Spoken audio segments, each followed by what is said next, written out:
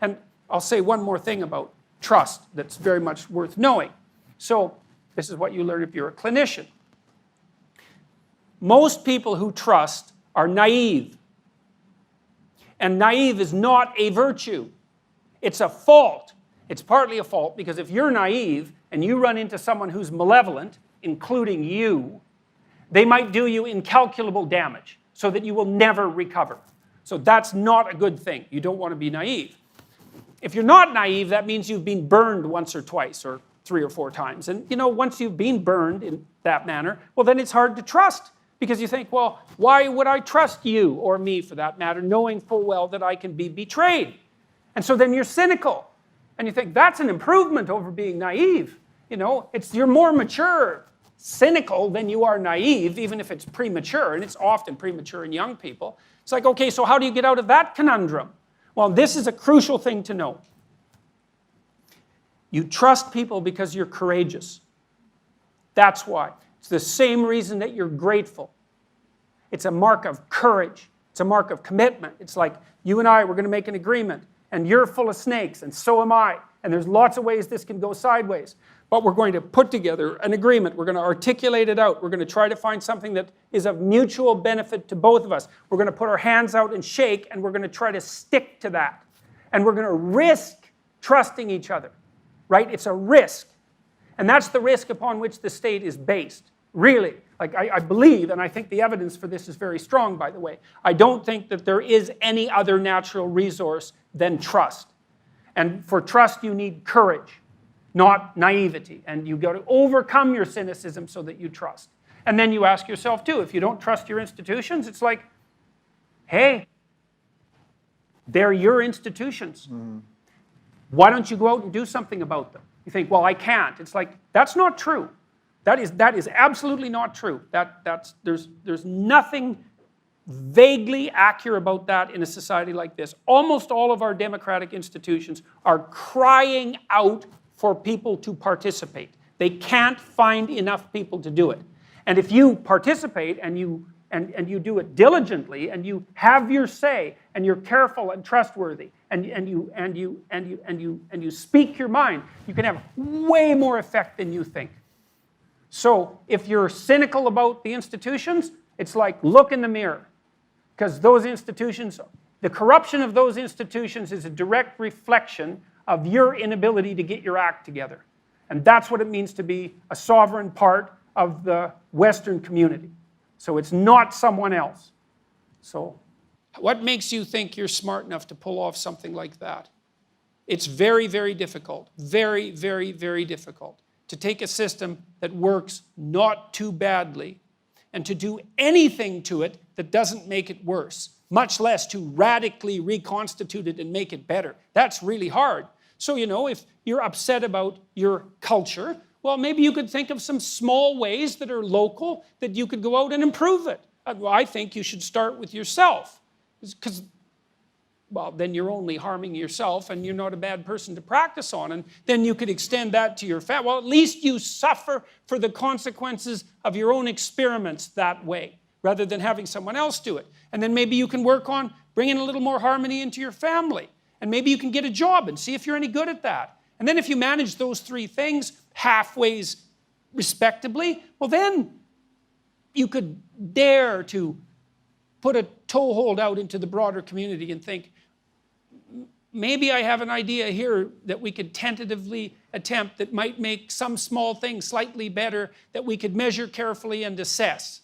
And that would be your contribution. And maybe you get real good at that, So by the time you're 50 or 60 and you have a solid life behind you, you're actually capable of generating large-scale improvements. Carefully. It's necessary to separate the wheat from the chaff. One of the things I see with readers who are unsophisticated and intellectually arrogant is they'll read someone great. Maybe they'll read Nietzsche, for example. And they'll find the odd thing that Nietzsche said that grates against their current moral sensibilities, whether they do that in context or out. And then they'll throw away the whole book. It's like, you don't throw away the whole book. It was Nietzsche. You don't throw away the book. He's like 1 in a billion. You read it carefully and you think, well, okay, no to that.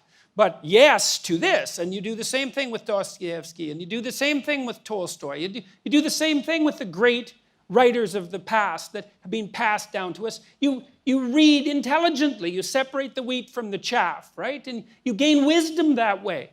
Well, you do the same when you look at your own history. It's like, well, of course it's a bloody nightmare. What do you expect?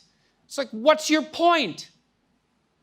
We're going to burn it down and then we're going to have something better as a consequence? Well, not so easily, not so quickly. Maybe we read our history carefully and we think, okay, well, what did we get right? Well, what did we get right? Well, the sovereignty of the individual, that's pretty good. The fact that you have right to property, that's pretty good. You can argue about the limits on that, but you don't want someone just taking your purse. It's helpful that there are things that you can earn and own. The dignity of the individual, that's another one. The innocence before the law, God, that's a miracle that we ever came up with that idea. I can't believe that idea exists, because in most cultures it's like, well, you might be guilty, okay, you're dead. Because, well, that's easier, you might be guilty, why go through all the trouble? There's plenty of people where you came from. It's like the trouble of presuming your innocence. It's innocent. It's even hard for you to do that for yourself. And the idea that each person has an intrinsic worth regardless of their, externalities, let's say. That's another idea that's a complete miracle. It's like, what are we going to do? We're going to throw all that away with the statement that we live in an oppressive patriarchy. And then we're going to be left with nothing. And what good is that? Well, how about we look at our history and we take responsibility for it? We think, okay, well, here's some things that need to be fixed. There's plenty of them, right? There's plenty of them for each of us to fix. And we'll go fix them. And maybe then we can atone for the bloodiness of our history and for our so-called unearned privilege, some of which all of us have. And that would be good. That would be part of the adventure of your life too. And that's a far more sensible and wise approach to the diagnosis of what's wrong with the West than, well, it's an oppressive patriarchy and it should be overthrown, or whatever that current low resolution and resentful ideology happens to be. You have intrinsic value. And even if you do something terrible, let's say, and I still have the conviction that you have value, then it's incumbent on me to say, well, you did something terrible, but you aren't necessarily something terrible. And it might be possible for you to shed that and to atone and to rejoin those who are good. And that's something too, and that's built deeply into our political and economic and justice systems. And it's no time to be abandoning this, especially when you look around the world, you see as it's spreading, and it's spreading quite rapidly. Everywhere it's spreading, things are getting way better. So enough crisis of confidence in the West. Like, we've got our house to put in order. There's no doubt about that, but I see no reason why we can't do it unless we lose faith in ourselves. And there's reason for that. Like, life is brutal. There's reason to lose faith, but not in the final analysis. It's a mark of malevolence and cowardice to lose faith.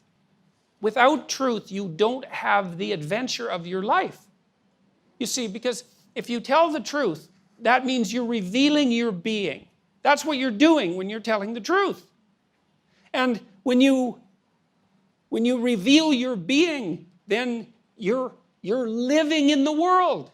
You're there, you're present, right? That's being there, let's say. That's you. That's your destiny. That's your journey. That's your adventure. That's what's going to justify your life. The adventure. It's not going to be easy. But if you hide from your truth, well, then you hide from yourself. And then you're not even there. And then who the hell are you? What are you? The puppet. You're the puppet of some coward. You're the puppet of some dictator or some second-rate philosopher, some idiotic idea or a bully you were afraid of in grade 6. God only knows. But it's not you living your life. And then you lose your life. And you lose your soul too. So that's what I'm afraid of. And so, journalists, well, they try to take me down. It's like, yeah, well, that's annoying, and it usually takes me 3 days to recover. But compared to not having my life and not saying what I have to say, that's nothing. It's nothing. It's minor inconvenience. And then generally, if you can just withstand it, 2 weeks, you get mobbed. You guys might all need to know this. You're going to get mobbed on social media. Okay, so what do? Unless you did something wrong. Don't apologize. That's the first thing, because then no one can come to your defense. So don't apologize. Maybe you even double down carefully, not vengefully, right? Carefully. You say, no, that's what I meant. And if you don't like it, too bad. And you get mobbed. Then you apologize, a different mob comes after you. That's not helpful, and no one can defend you. If you can hold out for 2 weeks, you'll win. Now, it's a pretty brutal 2 weeks, because, if you're a reasonable person and 100 angry neighbors show up at your door with pitchforks, you might be thinking there's something wrong with you, like you think that unless you're psychopathic. And you think, well, maybe I made a mistake. And it's easy to waver and to back down. And maybe you're also afraid. But, if you scoured your conscience and you're careful and you said what you had to say, then leave it lie. And they'll throw, the people who are playing this game will throw everything they can at you for 2 weeks. And if it doesn't stick, you're done. And then the next time they try it, it doesn't work as well as it did the first time. And by the 50th time they try it, like as far as I can tell, carefully, the people who have enmity for me are out of ammunition. They're done. I read hit pieces now and I think, oh, you just copied the hit piece from 2 months ago. It's like, I'm perfectly habituated to that. They're out of ammunition. And maybe, like someone creative could still come up with some more ammunition. Maybe that'll happen at the Q&A. But it's not bravery, man. It's faith in the redeeming power of truth, and that's different. Solzhenitsyn at one point noticed that there were people in the camps whose comportment he truly admired, who seemed incorruptible, who wouldn't deceive or lie or take the easy way out, regardless of what it was that they were being threatened with. And they wouldn't sign the confessions that everybody had to sign, guilty or not guilty. They refused to play along. And some of them certainly died for that, but many people died in the gulags, so that was hardly an anomaly. But he said that many of the people who ran the camps were terrified by these people. And that many of them were religious believers, which was quite interesting. And so what he learned was that even under terrible circumstances, there were ways of being more or less noble